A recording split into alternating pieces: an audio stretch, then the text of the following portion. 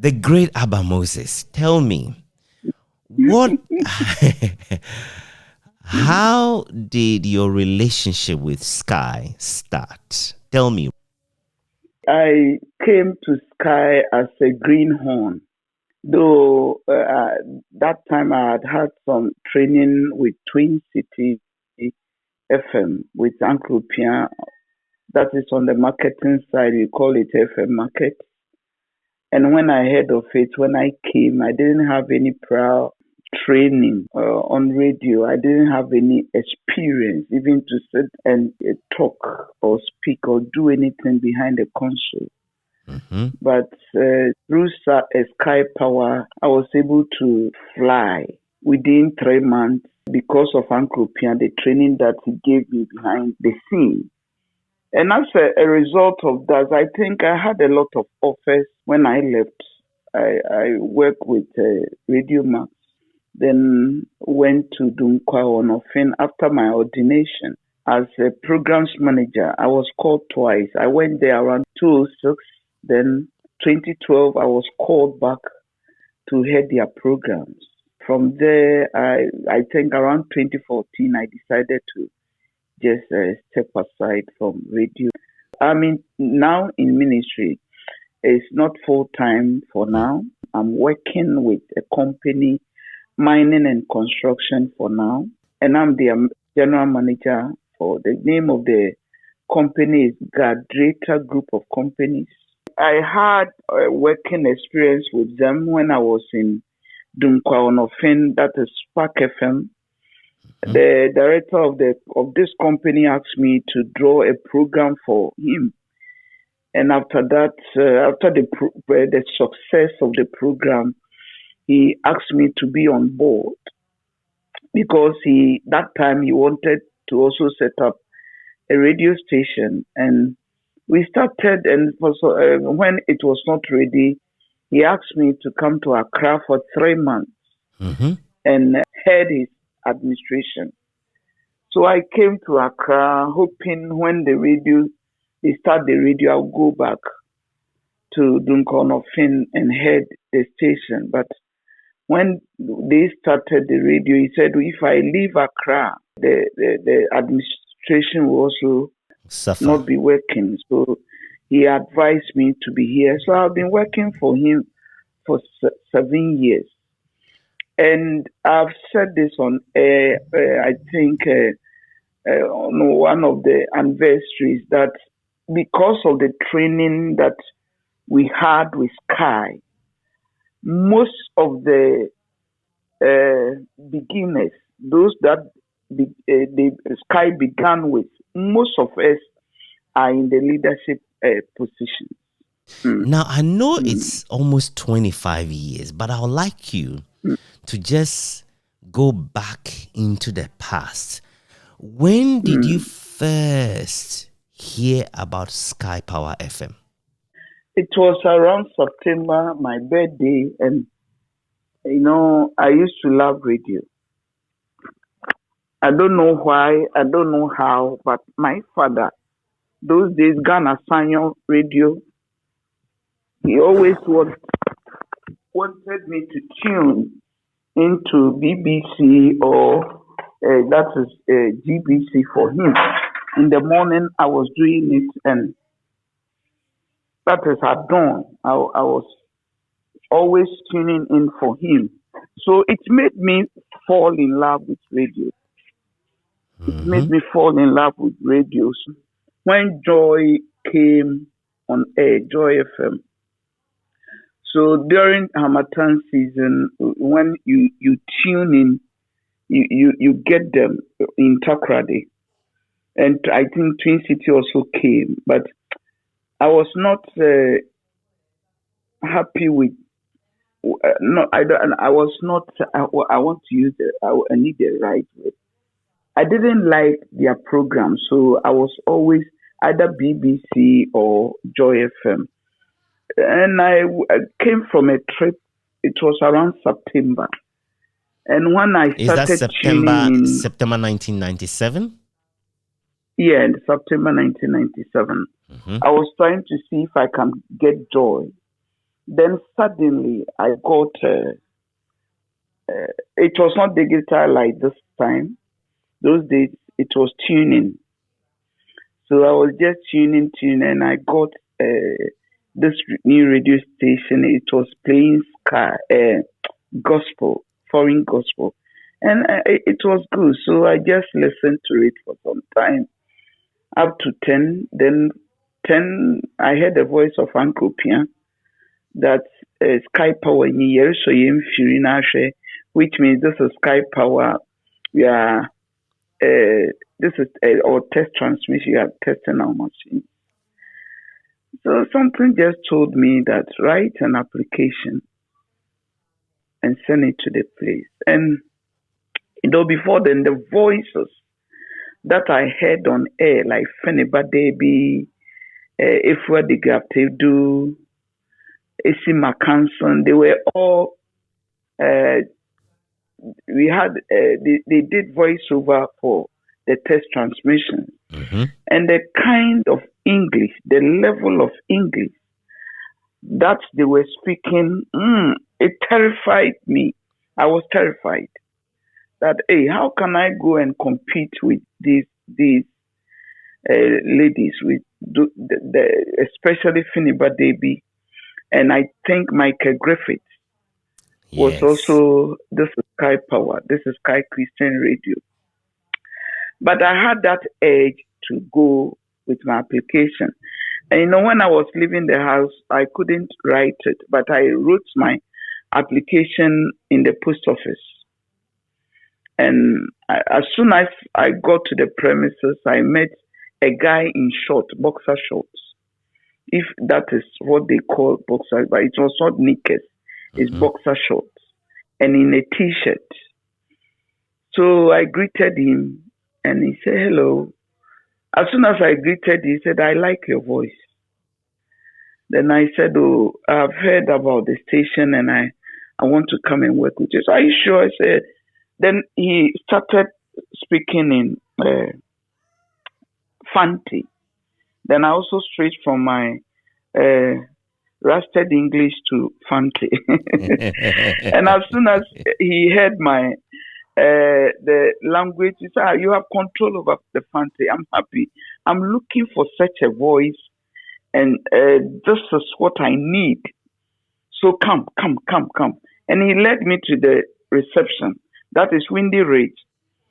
And he said I should sit down and wait for Uncle Pia. We waited for him for some time, and Uncle Pia was not coming. So he gave me work. He said I should translate my application from English to Akan. And no, I was not good at that, to be frank with you. To even Fanti, to write Fanti, I was not good at that. But I had that edge, or if I may say so, I was prompted to just be bold and do it. And I did it. And he was happy. I knew he couldn't read the Fanti. Me, I knew it. I knew he couldn't read because his Fanti was not good. And lo and behold, Uncle Pia also came. And he saw me. And he was also happy because he made me record some adverts for him to be played on Twin City. So as soon as he saw me, he was so happy. I'm happy that I was even looking for you. So he also gave me homework to do. And I finished up and just left. To be frank with you, I didn't have the slightest idea that I'll be employed. So I just did it and left. That time I had a daughter who was about 1.5 years old. And I was living in my family house. So I went back home. Uncle Pierre asked me where I was. I live at 11th Street, opposite Pentecost Church. He said, where Rebecca? I said, that's my grandmother's house. So I went home and I forgot about it. And on October 5th, 1997, early in the morning, a car parked and I heard the voice of Uncle Pia. I was in my room and said, where is Rabana? Wahakokono or Wahin? Hey, Fair Moses. colored lady. Then I came out. Yeah. I came out from them. I said, Uncle Boch, I said, Papa, I would application number. Yeah, channel and you are then. Earlier then, you are not going to church. Dress up and meet me at Skyy because we are going on air at 10 a.m. Wow. Yes. So I just looked for somebody to take care of my children. They were then two. Now my firstborn, who was then I think 7 years, and then my secondborn, who was then 1.5 years. My firstborn is now 31 years. Wow. And my secondborn is I think 24 years now. And they are all working by the grace of God. So I went to the studio, and as soon as I sat down, Uncle Pia, I thought he would give me some coaching before he opens the mic. He looked at me and said, "Yeah, Babeka sanitation. He ran a say, with the Google Basa. And he pow, then he opened the console." Now that is funny. Then I would like you to console. summarize that in English. What he told you, it's very funny. He said, that time he hasn't asked about even the name I would like to use on radio. He hasn't even asked the name because what he knew was Moses, the surname, but he had completely forgotten about a name to be used on radio. Mm-hmm. So he said, Iraba, be ready. We are going to talk about sanitation. You know how people dump refuse here and there, the way they defecate here and there, especially the beaches and the gutters and all that. So be ready. We are going to talk about that. And come and see me. And it's your first time on air. I had just sat down, and it's 10, and he has introduced the program. It was when, after speaking to me and he was going to introduce me, that he off the console, the speaker or the mic, and Eraba, who's in our Moses,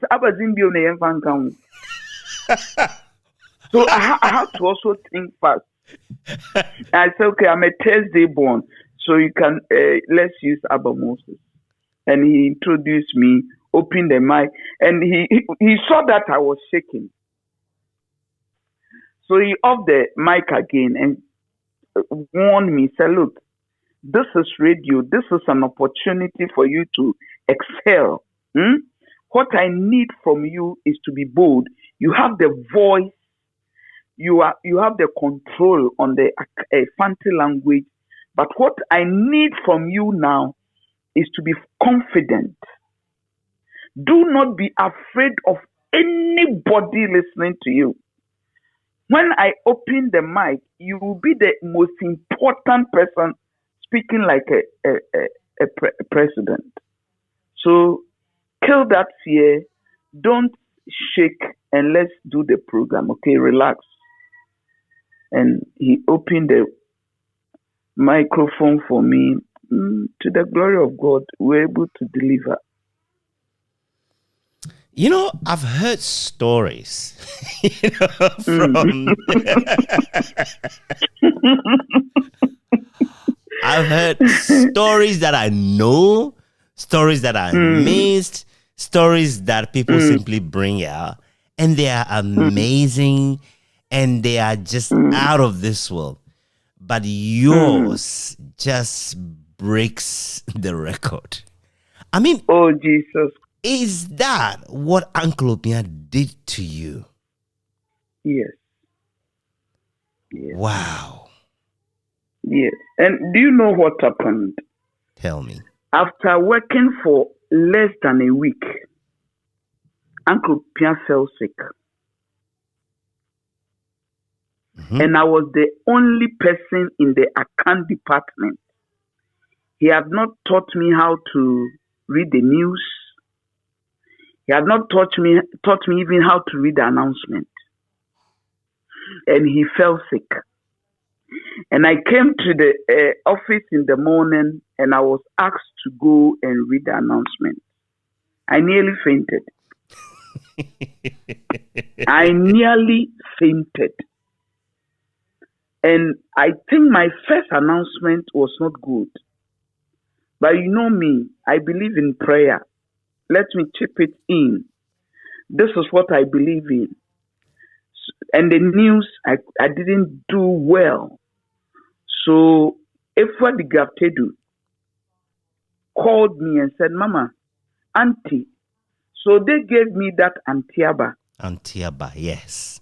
Opian was because calling me. You were much older than the rest of us, most of us, yes. Yeah. He said, Auntie, I don't know your background, but I can see that you're a good woman. You have a fantastic voice. Your command on the Fanti language is just fantastic. I'm not saying you are not educated. As far as you attended the secondary school or a secondary school, I know you can do this. So please, and I can see that you are prayerful. Pray to God to help you to do this. So Philip, when I got home, I didn't sleep. I stood up and prayed to God that somebody would say I was my somewhere, and I didn't even know that I'll get this work. And Opia is sick. Now I have to read the news, I have to read the announcement, and I don't even know how to do it. And even I wept. Because how can they open the console for Twin City and the Western region to be listening to me, and somebody will say I will goof. Yes. So the next day I went, and the first thing was announcement before so. Oh, and to the glory of God, I did it. They brought the news, I did it. Then I had to go and handle the program without Opia. That is 10 to 12. Oh, I didn't know I could even do it, but I did it to the glory of God. And do you know what happened? Mm-hmm. It was a Monday. As soon as I came from the studio, Willie's office, when you are coming from the studio, it's right on the left, where the CD was the kept. Transmitter, the yes. were being kept. So he called me and sat me down. And he said, Auntie Abba, in fact, what surprised me? Now, you have the potential. So I don't want to let you go. I just want to encourage you to do better. So I'm going to employ you. And I've not given any appointment letter to anybody. You are the first person I'm doing this. So he just wrote it down. It was typed. He signed. And before that, he asked me, how much do you think we should pay you? Philip, I couldn't say anything. No. Because I didn't know the system. And he said, okay, don't worry. We'll start you with, is it 300 cedis? Is it 300? I've forgotten the figures now. Whatever it was back then. Whatever it was. And he gave me my appointment letter, and the rest is history. Yeah, Abba Moses, in the beginning, you said when you took your application, the application you wrote at the post office, you took it to Skyy, you were not confident, and you met this person who you describe as wearing boxer shorts of some sort. Who was that gentleman? Yeah. Willie. He was in a gray t-shirt. The t-shirt too was gray. Yeah. Or ash. As for that, I remember he was in a gray t-shirt with a boxer short. What did you think for the boxer of him? Short? What did you think of him then when you met him? I didn't know he was the boss. I thought he was one of the workers because of his dressing. But it was later that I discovered he is the boss. So I'll tell you why I'm laughing in the moment. But Mm-hmm. when, of course, you didn't know at all this was the boss, how did you Mm, feel interacting with him? Because he actually lived there. That was also his home. mm, That 37 yeah, when they reached. How did you yeah. feel interacted with him while you were thinking? He was probably just an ordinary worker. Who knows, maybe even a security man or something. Oh, you know my life. My father was a teacher, and we were taught to respect whoever comes our way, be it small or big. So that is my way of life. Whoever I meet, I give you the respect. You understand me? So though he was not properly dressed, I gave my respect until we worked for about 3 days, and the person who was wearing coat was You mean Samiata? Samiata, Yes. and I thought he was the boss. So for 3 days, you thought Samiata was the boss. I thought he was the boss because he was everywhere. You'll be in the studio, you will find him later on the newsroom where we're resting on the green sofa bed. We had a green I sofa bed. remember the famous green sofa. Yes. Sofa bed. Yes. That's where we're resting. And he was everywhere. So I thought he was the boss. It was later when we're doing this request with Nadole Thompson, and I asked Nadole, I've seen Big Bro, I've seen Willie, I've seen Samiata, who is the boss? Then he said, Willie is the boss. I said, so Samiata is boss nigga. So I gave him boss nigga.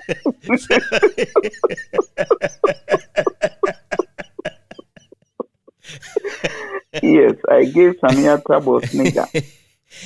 you know, to the credit of Samiata, he and Atopari worked a lot. They were hardworking. They knew everything about the systems, all the technical stuff, and they knew the music and all of that. Mm-hmm. And when you need any kind of help in the studio, these are the two guys that will help you greatly. And what you might not know, or maybe you learned about this later, is that Atopari and Samiata is a relative of Wilson. But the two of them, Samiata and Atopari, were already working with Wilson in Accra when Wilson was running his music shop called Paradise. Music Paradise. Yes, so they were always very close, and they were just such. And do you know, Ato also helped me. Atopari, tell me about it. Atopari. Tell me about it. I told you when I entered into radio, I didn't know bow. I didn't know anything. Though I love radio, I didn't know music. I didn't know what was going on. Maybe current affairs, I can do something. And when Opia fell sick, and I was to go on air, and because of I think the respect I give to everybody, Atu called me early in the morning. And he said, I'm going to assist you. I'm going to teach you how to flow on air. Mm-hmm. Yes, how to flow on air, how to play music on air. And if you can remember that, this player, like radio, it was black. Mm-hmm. We took it to the newsroom. He started teaching me, this is keche keche. This is this is that. You see this sound? Can you hear this sound? Have you said okay? So he started writing it on a piece of paper. Mm-hmm. So the first day he was my producer. We went together again for almost a week. So then the next week he asked me to do my selection, and he was right beside me, and I did. And make he sure made that some the music corrections. and make sure the music flowed when you play one after another. It makes You know, sense. before Skyy, before Skyy, the radio stations that were, as we know, this is off record, Twin City, they play music anyhow. They can play chan chan chan chan chan chan. The next one, then cool music. They were not selecting. Do you know, Abba They were Moses? I know you've just said that is off record, right? But I tell you what, it's very likely going to be on record because I'm going to tell you. I'll tell you what Atu Pari. I interviewed Atu Pari about 2 weeks ago. I'll tell you what he said about Twin City Radio, right? Okay. He said Twin City Radio at the time, when they play music, listening to them is like listening to empty milk tins being, just being shaken around, And the way he said it was worse than anything you could ever say, And obviously, those days we never ever once saw or felt Twin City Radio was any kind of competition to us. Yes. And I think they knew it themselves. It wasn't. I mean, it can sound like we are, too proud, but it just happens that on this occasion, it's just the fact. Ato, I'm not surprised that he was helpful to you. And yes, I do remember what you walked into the newsroom, and there's, I think, a little room within the newsroom where we had a little bit of a studio. So we have this little bit of a recording studio, a tiny recording studio inside the newsroom where, you can come and kind of test the system and things like that. Yes. And He helped me a lot. Yeah, when I was talking to him, I was saying to him that I feel like I don't even remember he himself going on air to talk. He was a great DJ, but he was a silent DJ. He almost never spoke on air, but he was very good in the music he chose and the way he played it. He was just amazing, So, Abba Moses, tell me, what are some of the vivid memories you have of your time at Skyy? Uli had a Golf, and the car was a junk. And sometimes when he wants us to go to town for marketing, to solicit for adverts, he will ask us to use the car. And when it was Kimbi who was then driving, so we'll start pushing the car from Skyy Power. We'll end up on top of the hill. That is Windy Ridge. Yes. Thinking the car has parked. By the time we catch the car, nothing will be going on. So we have to push.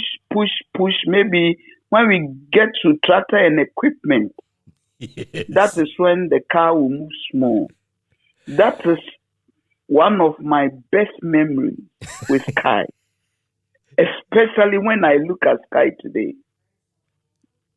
Do you know, not too many people remember that car because we have been saying that when we started Skyy, Wilson had no car, and that is true.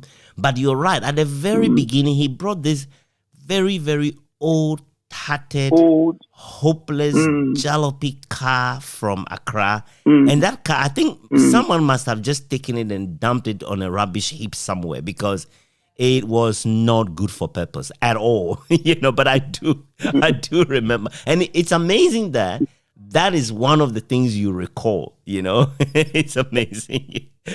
Because I guess it gave you a lot of strife. Yeah. And I have another one.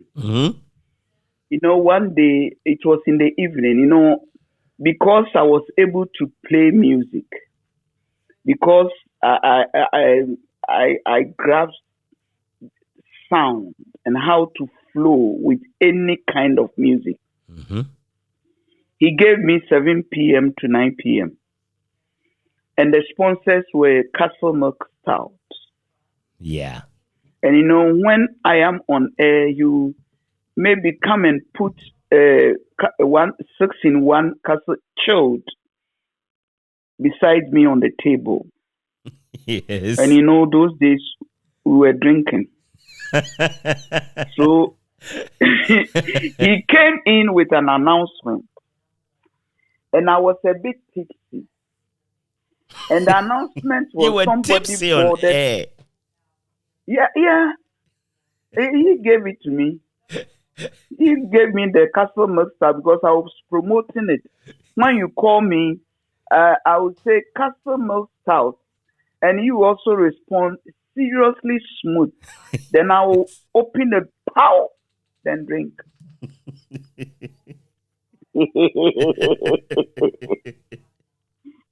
Then he really came in with an announcement that somebody boarded a car. This I will never forget, from Accra. And when they got to Biposo, the person decided they all alighted to maybe ease themselves, either urinate or whatever you want to do. And I think the person was urinating and he kept long. And as a result of that, the car decided to move. And when he saw it, he was also running after the car. Yeah. He sat in the car. It was there that he realized he has left one of his kambu. We call it kambu. Well, one Canvas. of his shoes, yeah.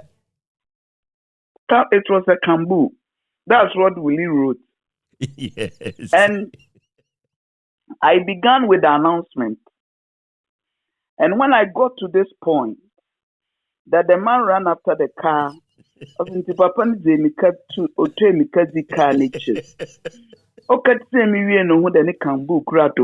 I will start laughing uncontrollably.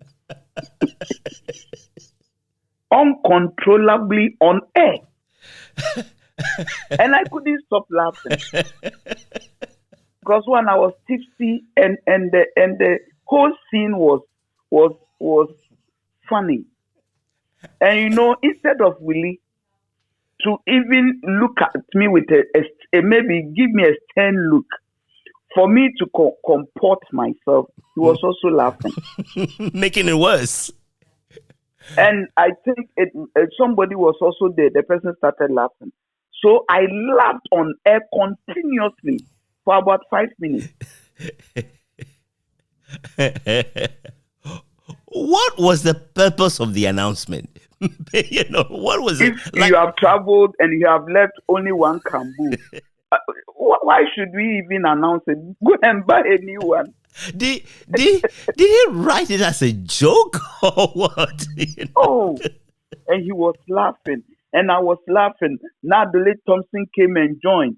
Yuki also came and joined. I took all of them, and I was sitting down. Oh, it was embarrassing, but I would never forget that day.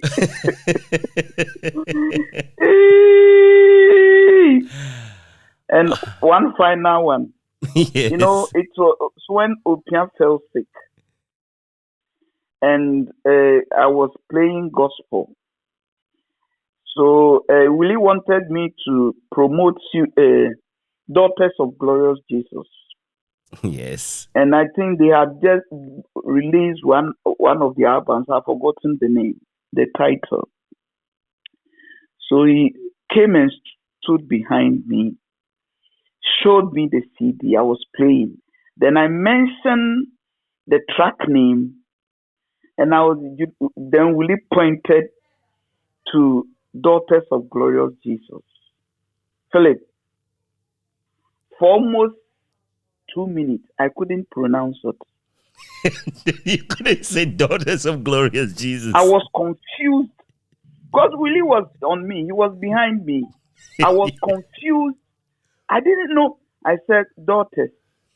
Then I said, hey, Glorious. Then I said, Glorious of Daughters Jesus. I said, Daughters of... I was so confused.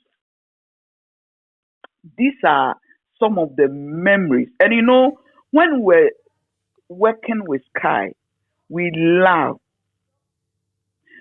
Everybody was a family. The reason why I'm saying this is as we are chatting or maybe talking and laughing, you will not find it in radio now. In the family that started Skyy can be Esi McCanson, the late Esi Jan, Fynnba Derby, Michael Griffith, Nadole Thompson, Kwesi Fletcher, Yuki Ampofo, Kwesi Fletcher, Atupi, Same, and just to name a few. I may forget a lot of them. And you know, we work with love. We work with love. You know, waking up to come to work was a joy. Waking up to come to Skyy to work was a joy because of the environment that we created. We planted what I call love. I remember I attended Kwete Kwenu's wedding.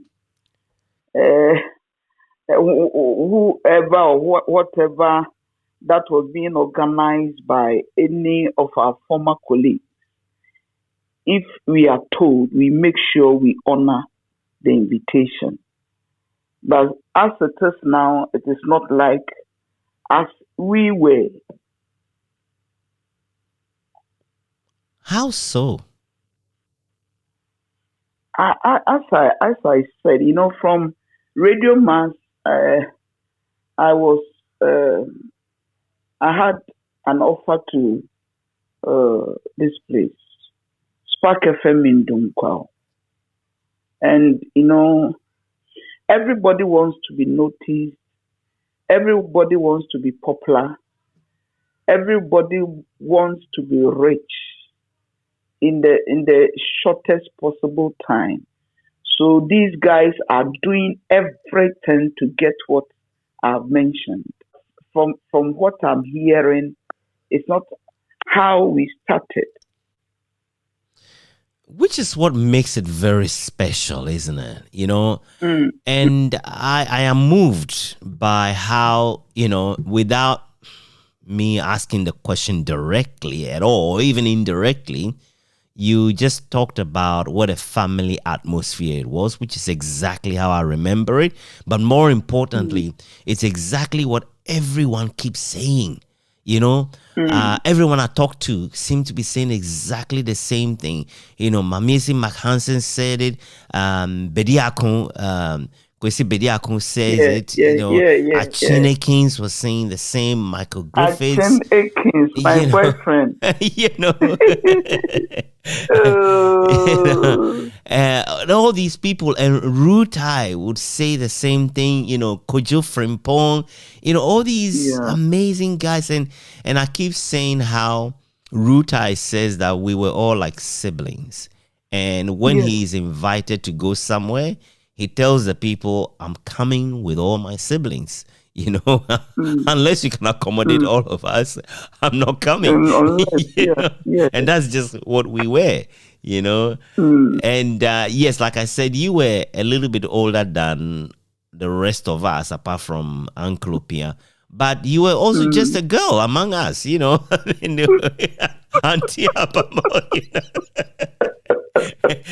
And you were approachable. You know, you were just such a nice older sister to have around. Sure, as a lot of my colleagues have said, sure, we at a point 80% of our broadcast was in English, and then there is a Fanti. But the little we did in Fanti that you and Uncle Pian did was extremely popular, you know.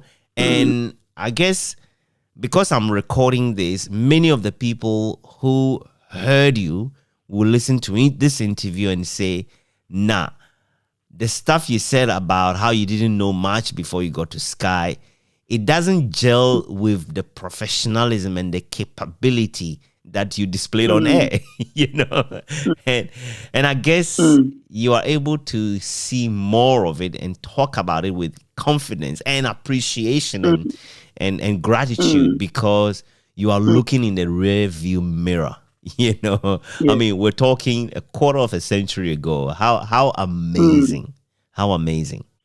And it has rekindled my love for radio. Since the last time I went to Takwa, I even called Nana Kwame. Yes, You master remember Nana planner. Kwame, Willie's brother, We Master call him Planner. master planner, and then at the same time we Master say he doesn't Planner, plan yeah. anything. Yeah. You know, when he came around, Sammy was there, and one of his brothers, I've forgotten his name, that quiet guy. He was handling the office in Takrady, and he was just there collecting CDs and Payola for us. He was just arranging CDs and all that. So one day I called him and I asked him, "What do you want to do?" He said, a small brother, me CD, the call name checking. Now, Payola de Maye. Now, don't you want to do radio? I say, Mrs. And I was look here. I came to radio knowing nothing, zero, except maybe marketing. I didn't know bow, but to the glory of God, look at me. Now I'm a household name. So if I'm able to get here, you can even get here and fly higher. So stop with this CD collecting Payola. When you bring Payola that time, I'll give you your tithe. But at the end of the day, the bigger sum comes to me. So why don't you adjust yourself and start doing something? Learn. I learn something. Ask one of these DJs to teach you how to play music. And he started. Look at him. So he calls me godmother. Is that how he started? You ask him, he will tell you. Look, because Nana Kwame himself is a force to reckon with. Yeah, you know, when he came, his name was Kwame. Yes. They call him Kwame. Mm-hmm. And I called him and said, look, if they call you Kwame, it means you don't have a father. Right. So me, I can't call you Kwame. I'll call you Nana Kwame. Yes. So I changed his name from Kwame to Nana Kwame. Right. Yeah. So whenever he sees you, one day I heard him on radio saying, I encourage him to come on air. So he calls me godmother. Wow. Wow. Yeah. And I bet that is something that satisfies you, isn't it? Yes, I'm happy. When I hear it, I'm happy. You know, when I went to Dunkwanofin to Spark FM, I met a certain guy, very intelligent, voice, distinct, confidence, 120%.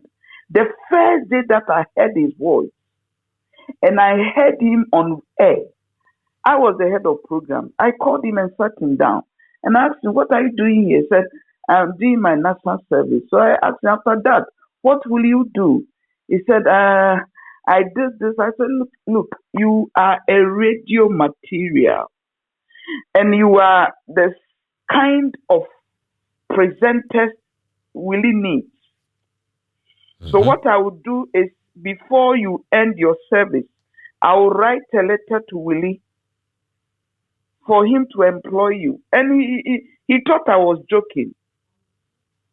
He thought I was joking. With my small English that I know, I just scribbled something down and posted it to Willie. Mm-hmm. That time, email was not like, it was in 2006 or so. Yes. So I just sent it to Willie. And before them, I asked my boss, my that time boss, that, are you interested to employ this guy? He said, oh, you see, this graduate,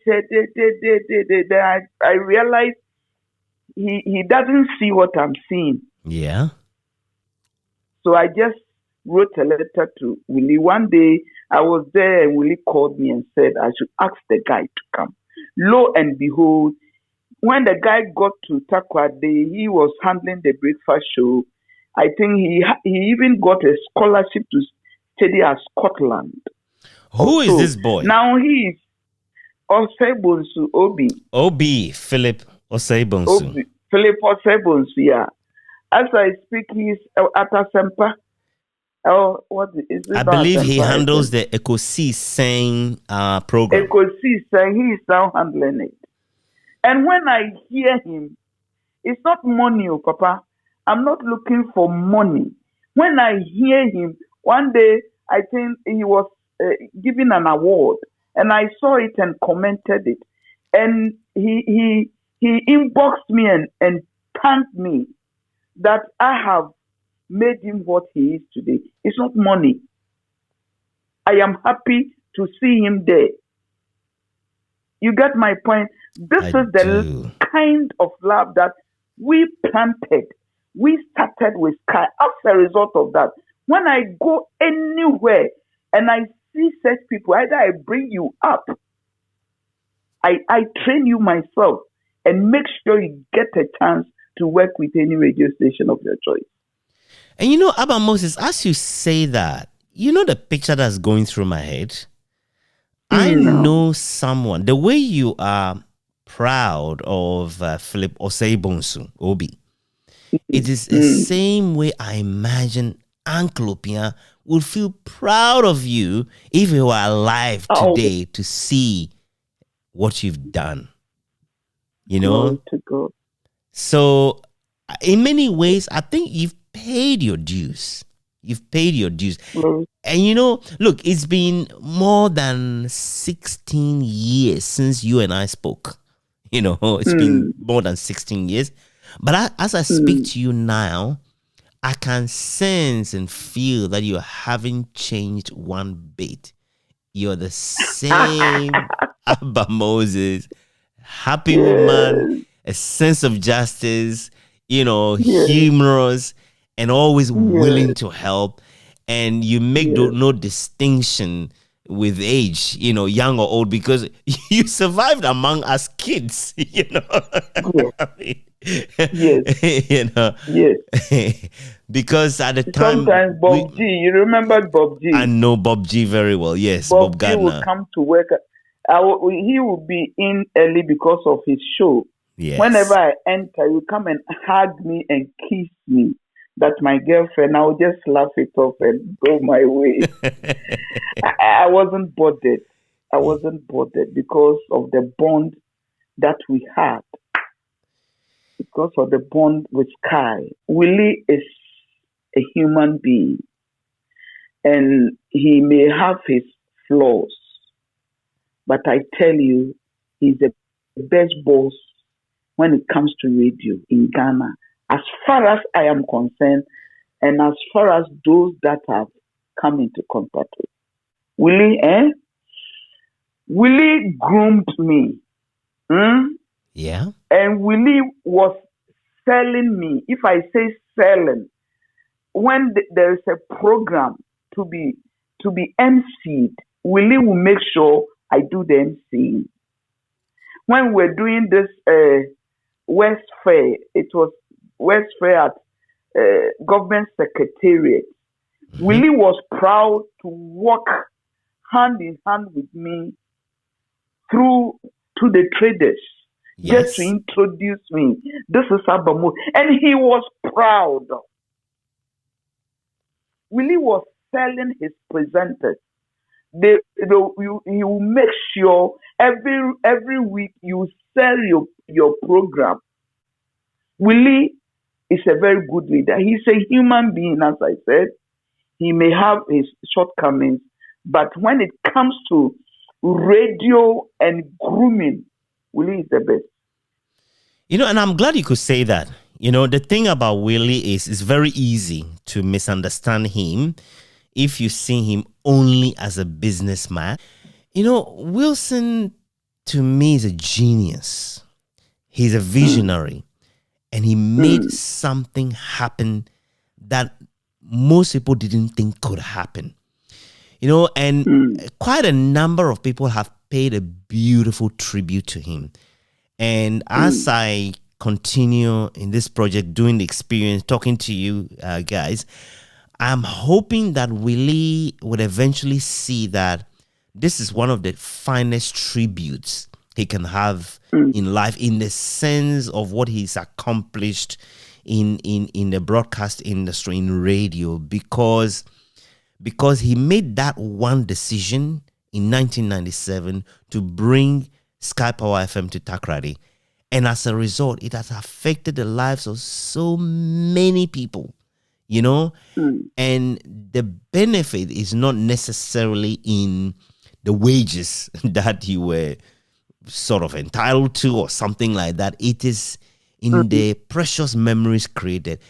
It is in the relationships that were formed, lifelong relationships. It's in the lives that were transformed, the many businesses that were transformed, a twin city, Sekindi Takrady, that will never forget the enterprise and the people, and not too many people live through their lives and leaves a legacy of that sort. So I am glad to hear you being that fair to him, because if any of us would wish to highlight anything that's negative about him, then we should talk about our own negative sides too, because it's not like any one of us is perfect, and I keep telling a few of my friends, also those I've interacted with, that those who are that talented, those who are that transformative and who are visionaries, you can't expect them to be your very best friend in every way as well, and it makes me also recall talking to Nana Otujando. I don't know if you ever met him. And he was saying, I've heard of him. Yeah, he was saying how he and Ofiura, Kwame Jokoto, there was an event in Takrady, a big event, and they brought MCs from Accra, and it was like, these are people who came to try to overshadow anything that was good in Takrady. And he said, like you said, Wilson, the groomer, Wilson, the leader, Wilson, the one who can find a way to motivate you, to make you feel bigger than you are, and then somehow you find yourself growing to fill that space. So Wilson tells them that, look, he calls the two of them together. He says, look, this is what you can do. And when you go on that stage, show them how you own Sekindi Takrady.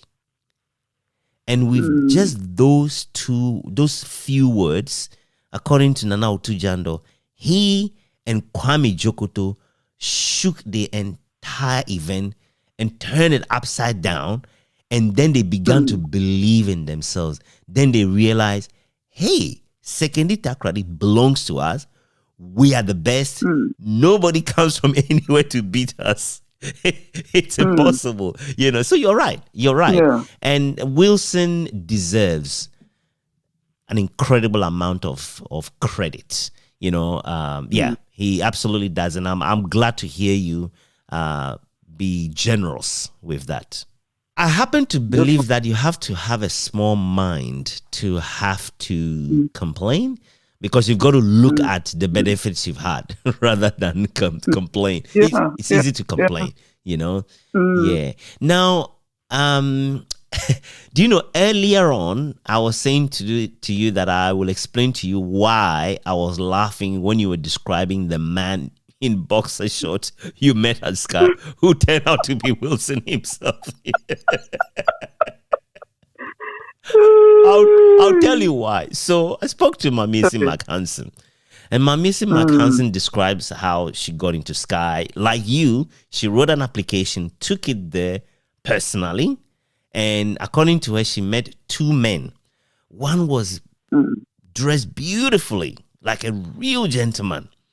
The other one, not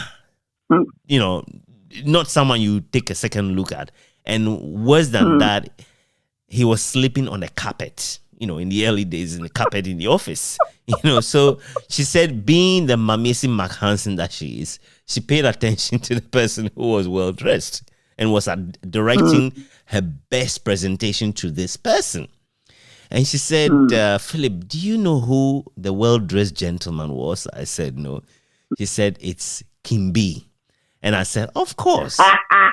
King B dresses beautifully, three-piece suit, and I tease him that even when he's going to sleep, he puts on the best dress to go to sleep, and then she said, and do you know who was the one who was dressed so wretchedly?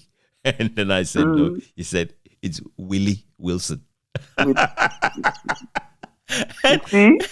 See, because Wilson, as I remember, he's just so full of ideas, and he's always dreaming, and he's always envisioning things. He didn't care too much about looks, Hey, guess who else I spoke to? It was Kwame Edumante, and Kwame Edumante said exactly that. He said, at a point, he wanted to drive a really good car, like a car that fits where he was going. But Wilson still had some old Kia Sportage, right? Yes. And no chief executive of a radio station would even dream of that. So Kwame Edumante says he called Wilson and said to him, look, Wilson, I don't want to drive the car you're driving. I want to move up. But because you're my boss, you're blocking me until I don't want to drive a more expensive car than yours. So let's do something about this.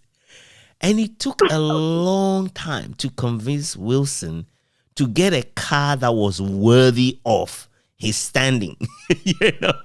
And I thought that's exactly the man you're talking about. He's very interested. And he also said to me, Philip, do you know when Skyy Power built that massive edifice at West Fiji, 1920 West Fiji, he said to me, do you know Wilson didn't himself have a home, a house to call his own before he built that? And as far as Kwame Edumante was concerned, that was a tragedy, But knowing Wilson sees it completely different. He was throwing everything back into the business constantly, and it takes, or rather, not everyone understands that sort of posture, but it's important to appreciate it, because it's a way of building a bigger dream. So, Abba Moses, having said all of that, tell me, what do you think is the legacy of Skyy Power FM? I think it has transformed a lot of lives to begin with, and the legacy will be the sort of, I would say, impartation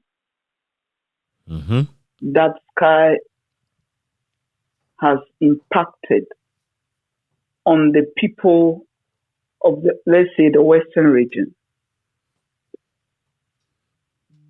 It has impacted a lot of lives. Yeah. And I don't know, because I know a lot of businesses which were crawling. So I think when you go to the business side, it has helped a lot of people.